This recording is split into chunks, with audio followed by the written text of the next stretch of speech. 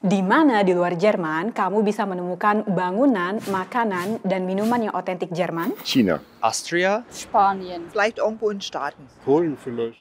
Jawabannya, Namibia, yang jaraknya lebih dari 8.000 km dari Jerman.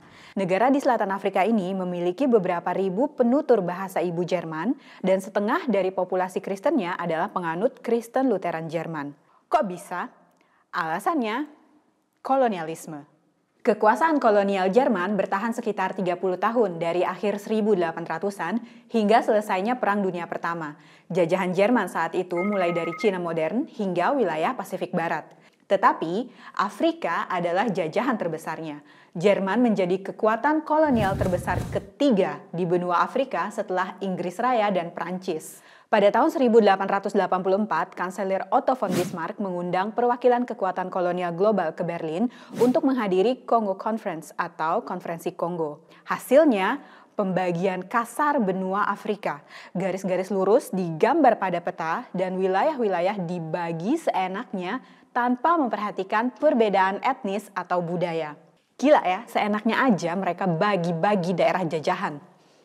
Pemerintahan kolonial Jerman sangat brutal. Warga di Namibia yang saat itu dikenal sebagai Deutsche Südwestafrika atau Afrika Barat Daya Jerman dipaksa untuk bekerja di perkebunan dan membayar upeti. Pada tahun 1904, suku Herero dan Nama berani menolak perampasan tanah dan kondisi yang tidak manusiawi.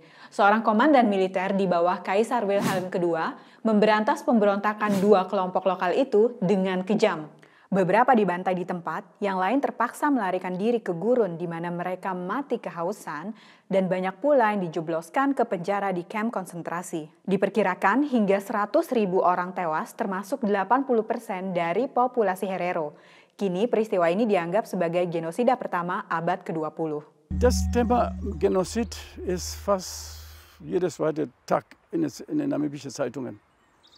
Die Menschen sind bewusst, die wissen ganz genau, was sie da gemacht haben. Pada pertengahan 2021, pemerintah Jerman akhirnya mengakui pembantaian tersebut sebagai genosida. Jerman juga menjanjikan lebih dari 1 miliar euro untuk proyek-proyek pembangunan di Namibia. Jerman sering dipuji secara internasional atas upayanya untuk mengakui dan menebus kekejaman Perang Dunia Kedua dan Holocaust. Namun, bab kolonial yang penuh kekerasan ini tidak banyak dibahas dalam pelajaran di sekolah, media, maupun percakapan umum. Habe mich da noch nicht so sehr mit befasst. Sich damit auseinanderzusetzen ist wahrscheinlich unheimlich schwierig und auch eigene Fehler dann einzugestehen. Ich glaube auch in beiden Teilen wurde diese Geschichte nicht so sehr vermittelt. Ne? Ich habe darüber in der Schule viel erfahren. Ich halte es für eine wichtige Facette, aber es ist eine Facette in der durchaus facettenreichen deutschen Geschichte und die beiden Weltkriege sind schon aus meiner Perspektive einschlägiger für das Hier und Jetzt. Gut zu wissen. Bagaimana dengan negara tetangga Jerman yang pernah menjajah Indonesia, Belanda? Perdana Menteri Belanda Mark Rutte pada Februari 2022 menyampaikan permintaan maaf yang mendalam kepada Indonesia setelah sebuah studi menemukan bahwa militer Belanda terlibat dalam kekerasan sistematis berlebihan dan tidak etis di Indonesia pada periode pasca proklamasi kemerdekaan 1945. Dan pada 19 Desember 2022, Rutte minta maaf atas peran historis Belanda dalam praktik perbudakan dan perdagangan budak di negara-negara jajahannya. Lagi-lagi, permintaan maaf ini berdasarkan pada rekomendasi laporan yang disusun Dewan Penasehat yang ditunjuk pemerintah.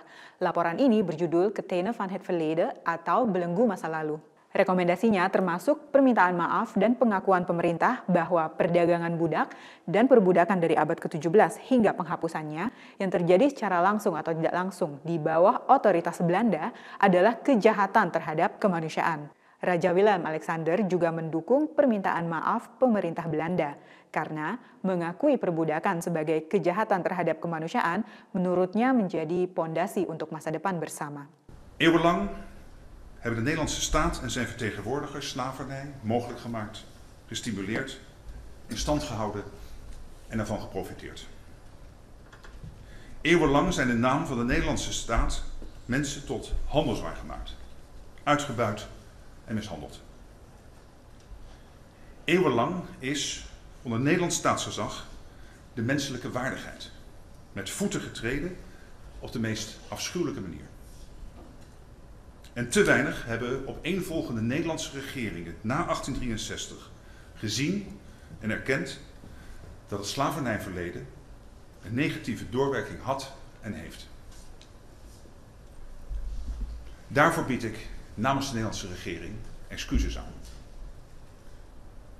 Today, I apologize. Jerman dan Belanda sama-sama mengakui kesalahan, tapi satu perbedaannya, Jerman sudah menjanjikan bantuan 1 miliar euro ke Namibia. Belanda? Nah, sahabat DW, selain permintaan maaf, apalagi yang harus dilakukan negara bekas penjajah? Tulis pendapatmu di kolom komentar ya. Terima kasih sudah nonton dan jangan lupa like, share, dan subscribe DW Indonesia. Sampai ketemu lagi di episode selanjutnya. Tschüss! Gut zu wissen. Lokal itu dengan kejam. No. Okay, auch nichts.